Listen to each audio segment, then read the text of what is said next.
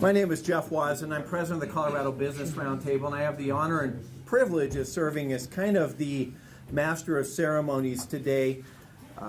The Business Roundtable has its own perspective on immigration from the business angle, but we're actually going to have several speakers today kind of share those thoughts and views for different segments that have been brought together today from the Bibles, Badges, and Business Coalition, because each one of these entities have a skin in this game and have a vested interest of why this particular issue of immigration impacts their segment, whether you're from the faith community, whether you're from law enforcement, or whether from the business community. This is our third event today. We've had a couple amazing opportunities to hear some great dialogue related to immigration and how it impacts businesses. We started in South Metro Denver Chamber with Douglas County Business Alliance, a Denver South Economic Development Partnership, and the South Metro Chamber, and had some great discussions down there and some updates from Ali Noorani, our keynote speaker from D.C. that was there, and really had a great discourse about some of the issues. We're not here to present necessarily a united front as far as every single point related to immigration. That's not the point of this. The point is to say that people coming from different angles, from different backgrounds, from different viewpoints, all understand how this impacts society, our culture, our communities, and something needs to get done. As I kind of was starting to prepare my remarks throughout the day, I kind of ran across that Winston Churchill line, leave it to the Americans to do the right thing after they've tried everything else, right? And I think immigration might be one of those we can throw into that kind of that lump area of we've all had that discussion, we've all had different viewpoints, but we're here today to share some different backgrounds, some stories, some personal stories about how this impacts business. And so with that, I'm going to play MC. I'm going to bring up some incredible leaders across this state and across this community to share a little bit with you. And no greater pleasure than introducing our own Lieutenant Governor of the great state of Colorado, Lieutenant Governor Joe Garcia. Thank you. Thank you, Jeff. I first want to thank all of you for being here. I mean, this is, first on behalf of Governor Hickenlooper, this is a really important issue for our state and our nation. And so it's really gratifying to see members of the law enforcement community, the faith community, and the business community come together to try to find a solution for what has been a long-running, intractable problem. You know, we've tried to do what we can as Coloradans. We signed a couple years ago, we signed an asset into law to allow children who are undocumented, but who have grown up in our country and have attended our schools, to attend our higher education institutions. We want to take advantage of the hard work, the intelligence, the innovative spirit of everyone in our state to continue to grow our economy. But we also signed into law Senate Bill 251 to ensure that those individuals who are here, who are driving and who do not have documentation, we wanted them to be able to get access to driver's licenses. And we think that's a critically important public safety issue. We want them to be licensed, we want their vehicles to be safe, and we want them to be insured.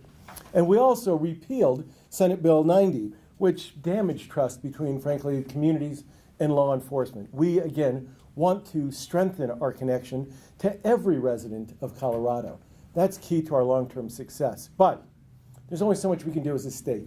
We really need to rely on leadership from our elected officials in Congress and from our president to really find a permanent and lasting and comprehensive solution. So we support the efforts of Senator Bennett as he's made comprehensive immigration reform one of his top priorities. We support the president's executive actions as he's tried to reconcile the importance of security with also providing opportunity and recognizing the hard work that our immigrants have brought to our community, to our country. We are, after all, a country that was built by immigrants. So we look forward to working with all of you going forward. I'm optimistic that if we work together, we can find a solution that works for all of our community. I think that's on the horizon. We just need to continue to push and to work together. Thank you for being a part of that conversation.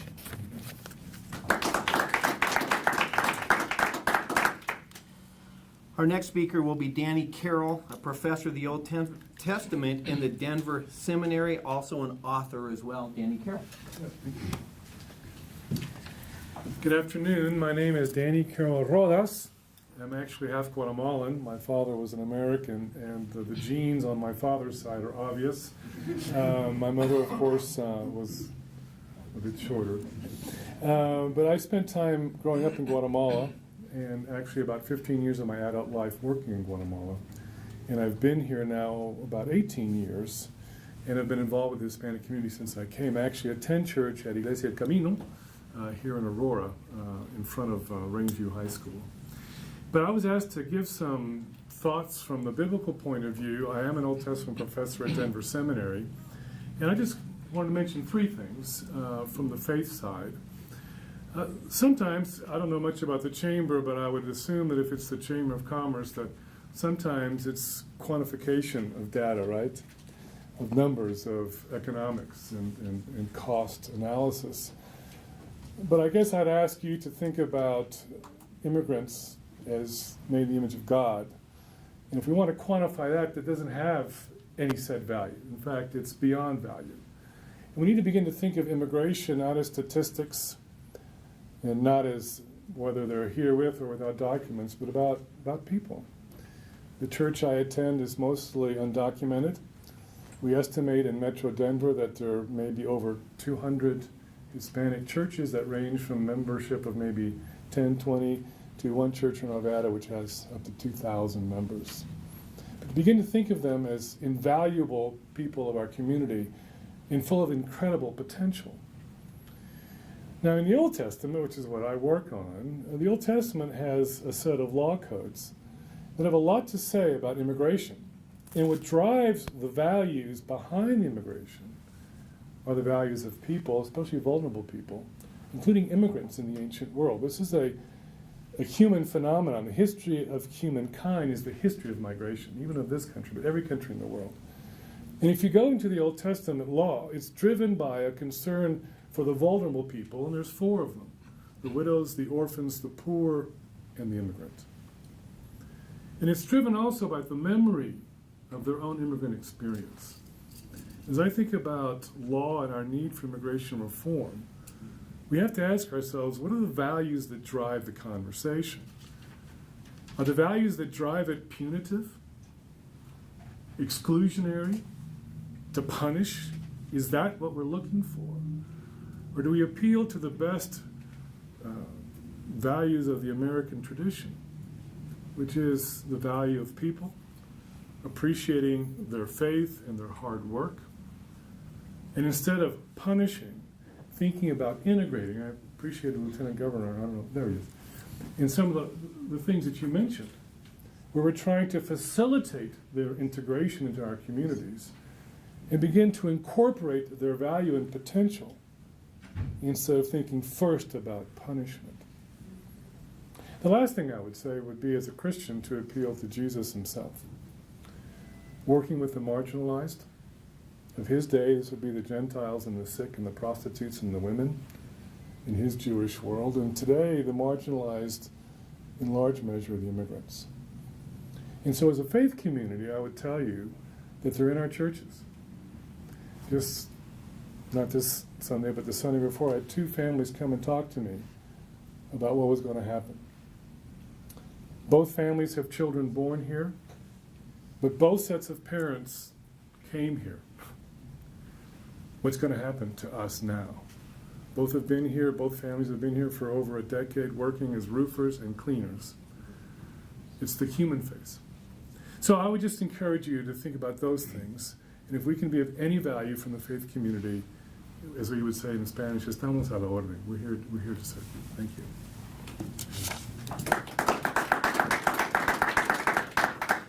Our next speaker is a friend of mine and someone that I had actually asked to give us an escort from a lunch event here from the law enforcement community, but he declined to do that, so apologize for being a little bit late from lunch.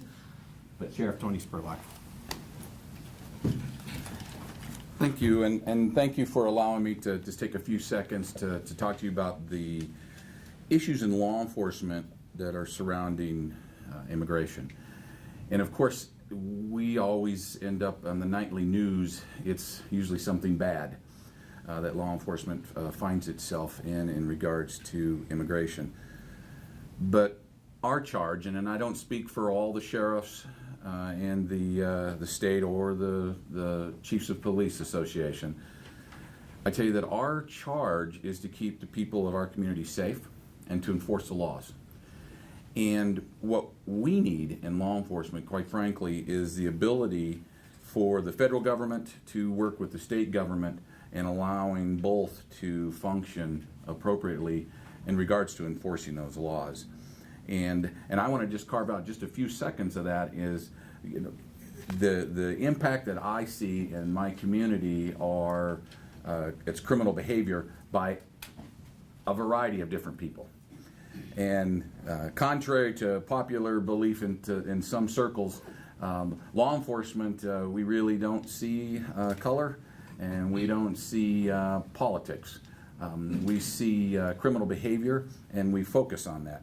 And that's what I always tell all of my counterparts. I mean, our job is to be fair and appropriate and try not to get clouded by the political issues or any other kind of race issue that might be put forward at the time. Our job is to enforce the law. And what law enforcement needs today is cooperation in regards to criminal justice and immigration. And what we need is the ability for law enforcement to be able to do their jobs so we can keep our community safe. And what I try to do whenever I have this conversation, and I'm sure we'll talk about it later, is to eliminate the word immigration or illegal alien or undocumented alien and talk about criminal behavior of any human being. And that's what our job is, and that's what we hope that we can be able to assert and be able to make everybody in the United States and in the state of Colorado, and what's most close to my heart is the citizens of Douglas County, that they're safe. And whoever is committing the crimes there, our job is to focus on that. And I also, want to say is that I ask legislators to reach out to the law enforcement before you sign a bill, before you craft a bill or draft it. Talk to your law enforcement and your district to get some advice, because there are a lot of unintended consequences that affect both sides. And I really ask them to do that, and I think that we can come up with some kind of a solution that works for everyone. So thank you for allowing me to be here, and from my citizens in Douglas County, I also thank you for allowing me to be here as well. Thank you. I just want to take 2 seconds to thank all 3 members of our law enforcement here. We have Division Chief Kevin Flynn from Aurora, the newly elected Sheriff of Arapahoe County, Dave Walter here, and Tony Spurlock. And let's thank law enforcement, our first responders. We have a couple of hosts for today's event. One is the Aurora Chamber, of course, that we're here. We have the A team, right? Because we said the 2 other people here are both out of the country or dealing with some unfortunate community realities. But thanks for hosting us. And our other host or sponsor of today's event is a great leader and a good friend, Deidre Garcia, President and CEO of the Hispanic Chamber. Deidre. Thank you, Jeff. I guess it's always better to follow law enforcement than have law enforcement follow you, right? Well done. Happy to say I'm doing that today. I'm from the Hispanic Chamber of Commerce. I'm Deidre Garcia. I'm the president and CEO. The more we talk about this issue, the more it boggles my mind in that we haven't been able to come closer to a solution. I would take a straw poll in any room and ask people, is there anybody left who still thinks that this is a race relations issue or even a social issue? Is there anyone who doesn't see it as a purely economic issue anymore? I would find it hard to believe that there is anybody left in that category. Name an industry: agriculture, tourism, engineering, hospitality. Is there an industry that wouldn't benefit from a pipeline of ready, willing, able, educated, skilled workers? I don't think so. In terms of keeping our state competitive, in terms of keeping our country competitive, don't we want to be able to access the best and the brightest as a resource and not let what appears to be stalemates in party dynamics keep us from that? Somebody talked about, color. The only color the business community sees is green, the right color, right? The one that spurs economic development, creates opportunity for everybody. The inability for us in this country to move forward on this issue, to me, seems like it's attributed to partisan politics up till now. And so if I had an ask of you or anyone who's listening, it would be just that. Make an appeal to your legislators. Yes, it's predominantly a federal issue. Make an appeal to your federal legislators and ask, what can we do to move this forward? What can you do to show leadership on this issue? Don't talk about what happened in the past and who did what or who didn't do what or who's responsible, but what can we do to find a workable solution moving forward? They're out there. They're actually out there. You know, some people would have you think that it's just too difficult an issue to get our arms around. There are ways to take a step forward and then another step forward, and we need to look toward those and not so much at who did what before and who hasn't done what, and really try to bring some leadership into this issue. So if I had an ask for many of you, it would be that.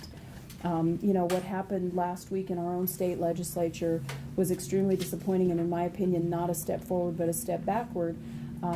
Taking away the resources from the Department of Revenue to be able to provide licenses to these undocumented people is clearly a step backward. If you talk to law enforcement, I'm sure they would tell you, at least if you had a driver's license, at least if you had a place to start in terms of researching what someone has done or who they are or where they've been, it's a lot better than just having a stranger in front of you. We got some feedback recently from the leadership in the legislature that said that it's more of a resource issue with the Department of Revenue, that it's simply taking them too long to be able to process any individual. With all due respect to that agency, I'm sure everybody here has had that experience that it takes a little bit long to get through that agency, but is it really the only one? And is this one the right one to target at this moment in time, or are there government inefficiencies everywhere, and maybe we should have a comprehensive plan to address each one of those as opposed to just focusing on this one? So that would be my ask of you. Please make an appeal to your legislators to help us find a path forward and not focus so much on who comes up with what and who said what. Thank you for your time.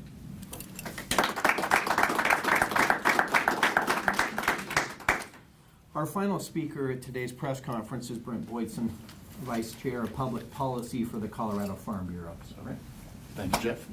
I think I watched a little too much Fast Five last night because I think we need Arapahoe, Aurora, and Douglas County to line up and see who has the best cars on a green light. So I know too much Vin Diesel, but like Jeff said, I am Brent Benson, the Vice President of Public Policy for Colorado Farm Bureau.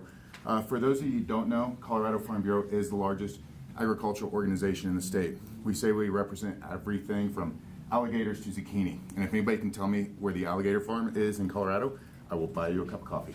So, but immigration and agriculture, they go hand in hand. And it doesn't matter whether you're picking peaches in Palisades or bagging potatoes in the San Luis Valley, dealing with sheep, herding sheep on the western slope, vegetables right here in Brighton, or dairies in Fort Morgan. There is a huge, huge need in agriculture for labor reform. You know, Farm Bureau worked very closely with our coalition partners in the 113th Congress. We were happy to sit down with Senator Bennett and his staff to come up with the Colorado Compact, which became the basis of the Senate Immigration Reform Package. Unfortunately, politics came into play. Those actions, you know, they died at the end of the 113th Congress. You know, we're optimistic that starting in the 114th Congress, we'll be able to get things going again. You know, politics aside, you know, I think the issue is you know, ripe for picking. You say, you know, I can't have an ag guy without an ag pun there. Very good. So, but again, when you look at the issue, when you look at the H-2A program and the you know, unflexibility that it has, in how inflexible it really is, we need in agriculture, we need immigration reform. We're looking forward to working with our coalition partners to achieve it. We look forward to working with the 114th Congress and the members of our Colorado delegation to also achieve it as well. Thank you. You know, you've heard from a pretty diverse group of folks in here representing government, representing law enforcement, trade associations, people of faith, people from the business community. You know, the Business Roundtable has its own view on immigration and its importance on the economic aspects and global competitiveness and getting the right number of workers, trade opportunities, and certainly deficit reductions. There's a lot of issues that you can take on this, but I think the reason for being here today is to understand that no matter your angle, no matter where you come at this, the importance of this issue, to move the dialogue forward, to be positive in our thought process, to be articulate in our discussions, pragmatic in how we approach this, and let's see if we can implore our new Congress, both Republican, House and Senate, to actually act on immigration reform in a manner that supports families, that supports businesses, supports our economies, that keeps our communities safe. So with that, we're going to close today's press conference. We have the Lieutenant Governor, Deidre, Brent, the Sheriff, people of faith here. We're going to take a little bit of break before we start our BBB event here today, not the Better Business Bureau in a chamber here, but Bibles, Badges, and Business Coalition Roundtable, to allow press to ask some questions for a couple minutes before we start. Ali is in the back from Washington, D.C., an incredible resource. So if you're interested in what's happening currently today on the landscape, please take a second to touch base with Ali. And then Michelle Warren over here, who's our Rocky Mountain Regional Director of the Bibles, Badges, and Business Coalition, another great resource. So thank you for being here today, and have a wonderful day.